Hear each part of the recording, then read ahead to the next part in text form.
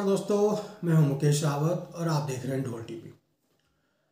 दोस्तों, आज मैं आपको देहरादून में जो ये प्राइवेट नर्सिंग होम है, जो ये डिलीवरी सेंटर्स हैं, इनके बारे में जानकारी दूंगा, आपको सावधान करूंगा। क्योंकि अब ये जो देहरादून के जो ज़्यादातर ये नर्सिंग होम हैं, ये सिर्फ पैसे कमाने का एक जरिया बने हुए हैं। यहाँ के जो जो डॉक्टर्स हैं, वो जो गायनोलॉजिस्ट हैं, वो अब सिर्फ और सिर्फ आपसे, हम सबका नहीं कहते लेकिन कुछ चंद जो नर्सिंग होम हैं, ये सिर्फ लूट का अड्डा बने हुए हैं। ये आपसे सिर्फ पैसा ऐंठते हैं। दोस्तों, एक सर्वे के मुताबिक 10 में से 8 जो डिलीवरीज होती हैं इन प्राइवेट हॉस्पिटलों में, वो सिजेरियन होती है, मतलब ऑपरेशन के द्वारा होता है। और वही सरकारी जो दून हॉस्पिटल है, उसका जो आंकड़े हैं, जो वहाँ पे 10 में से सिर्फ 2 जो डिलीवरी होती हैं वो सिजेरियन यानी ऑपरेशन के माध्यम से होती हैं और 8 नॉर्मल होती हैं। और प्राइवेट हॉस्पिटलों के जो आंकड़े हैं दोस्तों, वो 10 में से 8 सिजेरियन होते हैं। इसका मतलब कुछ ना कुछ तो गड़बड़ है यहाँ पे। अब जो प्राइवेट हॉस्पिटलों के चक्कर में फंस गया, तो पहले तो आपको ये अच्छा खासा डरा देते हैं कि आपके ये कॉम्प्लिकेशन है, ये है। आपको पहले एक पूरा कोर्स दवाइयों का ये चलाते हैं। उसके बाद दोस्तों, जब डिलीवरी का टाइम आता है, नॉर्मल डिलीवरी को भी ये सिजेरियन कर देते हैं, सिर्फ और सिर्फ पैसे के लिए।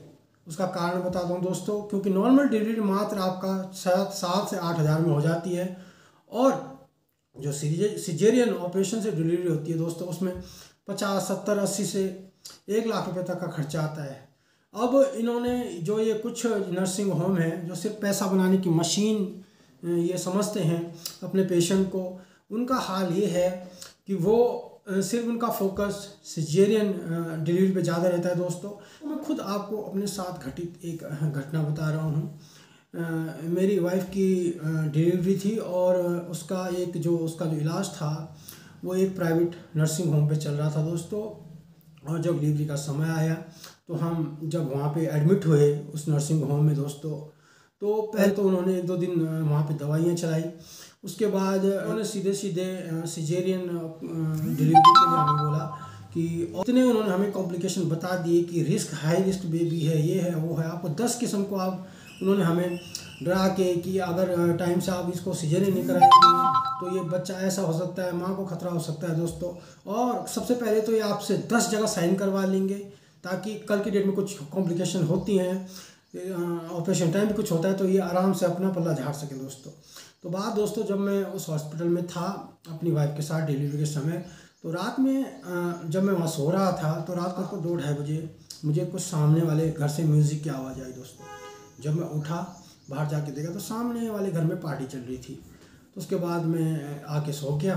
जब सुबह हुई दोस्तों, तो जो रूटीन जो डॉक्टर थी वहाँ की, वो उसको मतलब जो 7 बजे आती थी, वो 8:30 बजे आई उस दिन। जो ऑनर थी वो खुद ही वहाँ डॉक्टर थी। तो जब वो आई 8:30 बजे, 7 बजे वो सुबह आती थी। तो फिर जब मैंने उसके जो वार्ड बॉय हैं वहाँ के, जो नर्सिंग स्टाफ, उनसे पूछा कि आज ये लेट क्यों हैं, डॉक्टर साहब लेट क्यों आई हैं, तो उनका जवाब था कि कल इनके यहाँ पार्टी थी। मैंने कहा पार्टी का जब मैंने कारण पूछा कि पार्टी किस बात पे थी, तो आप दोस्तों हैरान हो जाएंगे। ये पार्टी थी कि इन्होंने 50 जो सिजेरियन डिलीवरी थी, 50 इन्होंने सिजेरियन डिलीवरी की थी, उसकी ये पार्टी कर रहे थे। मतलब हाफ सेंचुरी होने पे दोस्तों ये पार्टी कर रही थी। किसी का पेट काट कर आप उसको ऑपरेट करके खुश हो रहे हो और पार्टी कर रहे हो। मैं उस समय हैरान हो गया इनकी बात सुन के कि ऐसे भी ये डॉक्टर हैं जो डिलीवरी का हाफ सेंचुरी होने पे एक पार्टी कर रहे हैं। चलिए वो भी छोड़िए। उसके बाद दोस्तों, इन्होंने फिर मेरी वाइफ का सिजेरियन हुआ, जो डिलीवरी थी वो सिजेरियन हुई, और इन्होंने मेरे को 70 से 80 हज़ार रुपये का बिल पकड़ा दिया। उसमें मैं कुछ नहीं बोल पाया, क्योंकि इन्होंने इतनी दवाइयाँ पता नहीं क्या क्या। उसके बाद इनके जो स्टाफ था, इन्होंने भी हमसे मिठाई के नाम पे पैसे लिए, और कुल मिला के 1 लाख रुपए तक लेके मैं वहाँ से छूटा। उसके बाद दोस्तों, इन्होंने मुझे प्रॉपर डरा के, इन्होंने बाकायदा मुझे हाई रिस्क बेबी बोल के, सिजेरियन है तो थोड़ा कॉम्प्लिकेशन भी है। उसके बाद दोस्तों मैं घर आया। उसके बाद मैंने सोचा कि देखिए, हम जैसे जो लोग पढ़े लिखे लोग हैं, जो इजीली ऐसे हॉस्पिटलों में जाते हैं और ये हमें अच्छी तरह से वहाँ पे लूटते हैं। लूट ही लीजिए, लूटते ही हैं दोस्तों। और इनके अस्पतालों में इतनी भीड़ होती है कि इनके अटेंड करने के लिए इनके पास टाइम नहीं है। अपॉइंटमेंट लेके इनके पास जाना पड़ता है दोस्तों। और अपनी ये दवाइयाँ देते हैं, उसका कोई बिल नहीं देते, कोई मांगने वाला भी नहीं है। मतलब मन माफिक तरीके से ये लूट रहे लोगों को। हम सारे हॉस्पिटलों की बात नहीं करते, लेकिन कुछ जो अस्पताल हैं नर्सिंग होम है देहरादून के, एक लूट का अड्डा बने हुए हैं। लेकिन सबसे पहली बात तो हमें खुद ही जागरूक होना चाहिए दोस्तों, क्योंकि जब क्या होता है हम खुद ही इनके पास जाते हैं। पहली बात तो आपके पास इतने गवर्नमेंट हॉस्पिटल्स बने हुए हैं, अच्छे ट्रस्ट वाले हॉस्पिटल भी हैं जहाँ पे लोग नॉर्मल डिलीवरी भी होती है दोस्तों। सोचने वाली बात यह है दोस्तों कि इन्हीं अस्पतालों में क्यों सिजेरियन डिलीवरी होती है। आप सरकारी अस्पतालों के आंकड़े उठा के देख लीजिए, ट्रस्ट वाले हॉस्पिटल इंद्रेश के आंकड़े उठा के देख लीजिए, वहाँ ज़्यादातर जो डिलीवरी होती है वो नॉर्मल होती है। क्या वहाँ पे कॉम्प्लिकेशन नहीं होते होंगे?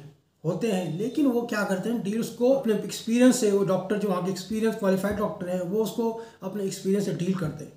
और यहाँ की जो ये प्राइवेट नर्सिंग होम खुले हुए हैं गली गली में, इनका सिर्फ यही होता है कि मैक्सिमम डिलीवरी सिजेरियन होंगी तो इनको पैसा बनेगा, इनको मोटी रकम मिलेगी, और दवाइयों के नाम पे, रूटीन चेकअप के नाम पे अच्छा खासा हमसे पैसा लूटेंगे दोस्तों। तो सरकार को चाहिए कि इन जो प्राइवेट नर्सिंग होम है इन पे लगाम लगाई जा सके। तो हमें चाहिए दोस्तों कि हम खुद जागरूक बने और ऐसे अस्पतालों में से जो ये लूट का अड्डा बने नर्सिंग होम है इनसे जाने से बचें, क्योंकि ये हम ही पे डिपेंड रहते हैं दोस्तों। हम ही इनके यहाँ जाते हैं, और हम जब जाते हैं तो हम 2-3 को और रेफरेंस देते हैं कि वहाँ पे उस हॉस्पिटल में जाइए, वहाँ अच्छा है। ये फैसिलिटी ऐसे देंगे जैसे किसी 5 स्टार होटल की फैसिलिटी देंगे, साफ़ सफाई देंगे, और अपने हॉस्पिटल को इतना आपका ग्लैमराइज कर देंगे इतना कि उससे बेस्ट कोई हॉस्पिटल नहीं है। तो हमें चाहिए कि हम डायरेक्ट इनके पास न जाके पहले किसी सरकारी हॉस्पिटल में जाएं, वहाँ कंसल्ट करें। बेशक वहाँ थोड़ा भीड़ ज़्यादा होती है दोस्तों, लेकिन वहाँ के जो सरकारी अस्पताल के डॉक्टर हैं बहुत एक्सपीरियंस होते हैं। नॉर्मल डिलीवरी की 80% संभावना है कि वो आपकी नॉर्मल डिलीवरी ही करेंगे। और यहाँ जब आप प्राइवेट हॉस्पिटल के चुंगल में फंसते हैं, इनका एक मकसद होता है, मैक्सिमम, हम सारे अस्पतालों की बात नहीं कर रहे हैं, लेकिन मैक्सिमम जो अस्पताल हैं ये सिर्फ आपको एक पैसा कमाने का जरिया समझते हैं। इनसे बचिए और थोड़ा सावधान रहिए दोस्तों। तो आज के लिए इतना ही, कल फिर मिलूँगा किसी और रिपोर्ट के साथ, किसी और कहानी के साथ। धन्यवाद।